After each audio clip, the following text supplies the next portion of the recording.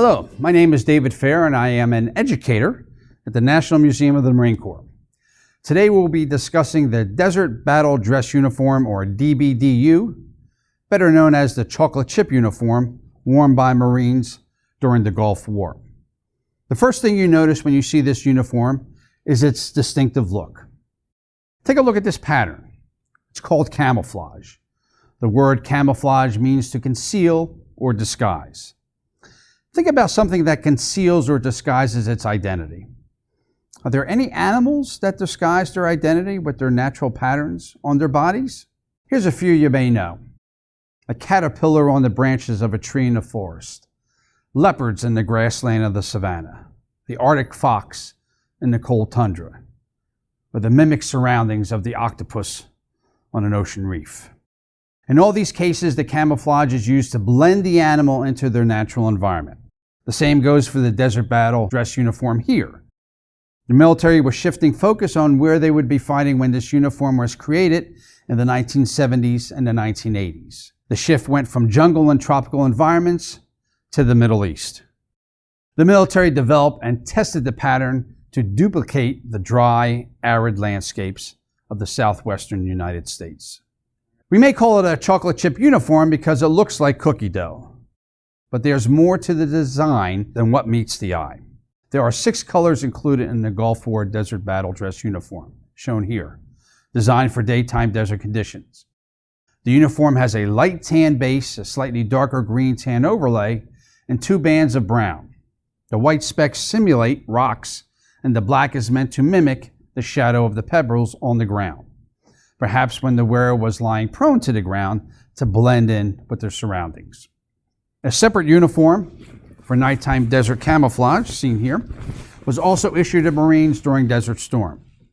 They used a desert green grid pattern for this uniform that was meant to provide the user with camouflage protection for desert operations after dark. You might be wondering what that means, since in the dark you can't see any colors. The green grid pattern helped conceal individuals from night vision devices the Iraqi soldiers used at the time. What else complements the uniform? Marines in a desert battle dress uniform on the ground wore 2 types of hats. The dress uniform hat, which was loose and worn with the brim down around the entire circumference of the hat. Marines also wore the standard Kevlar helmet in the 6-color pattern. This helmet helped protect Marines against any shrapnel or ballistic threats, as in bullets. The goggles aren't just ones you have in science class. These are ballistic laser eye protection goggles, which help block out the harsh ultraviolet rays of the desert sun that skip right off the sand during the day. What else would goggles be important to wear in the desert? It doesn't rain a lot out there, but there are frequent sandstorms called a shamal. So the goggles help protect the wearer's eyes from shamal winds and any debris that kick up. The uniform is not complete without the M17A2 gas mask, which is worn at the left hip at all times. Unfortunately, we don't have one here, but it is a feature in all uniforms worn by service members during Operations Desert Shield and Desert Storm. This is an image of one from that era in our collection. Marines have been carrying a gas mask on their standard uniform since the First World War. We have one of the World War I gas mask and its carrying case on display in our World War I gallery at the National Museum of the Marine Corps. So were these uniforms comfortable for Marines to wear? Not great at first.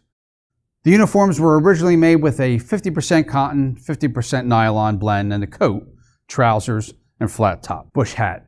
These proved too hot to breathe very well in the hot conditions of Kuwait, Iraq, and Saudi Arabia. Later on, a 100% cotton uniform version of the DBDU was made, as we see here in this example. 100% cotton uniforms are more like the clothing you might be wearing while you are watching this, and breathe much easier for the wearer in hot conditions. Here is an example of that uniform with the included trousers.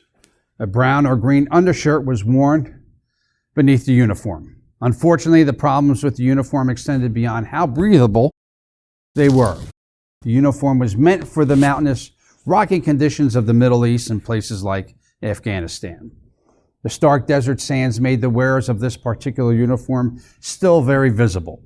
so a suitable replacement for it began almost as soon as they were issued, and they stopped using the chocolate chip uniform in 1995. Its replacement, the Desert Camouflage Uniform, or DCU, shown here, saw limited use during the end of Operation Desert Storm.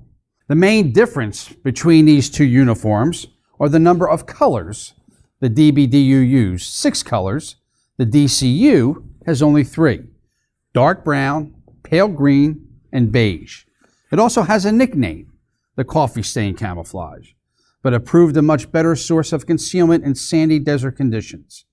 Something must have clicked because the DCU was the predecessor to the uniform still worn by Marines today, better known as the Marine Corps Combat Utility Uniform.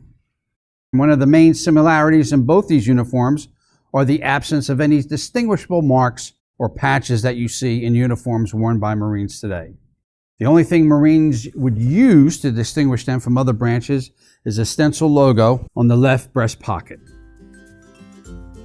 For more information, visit us online at www.usmcmuseum.com.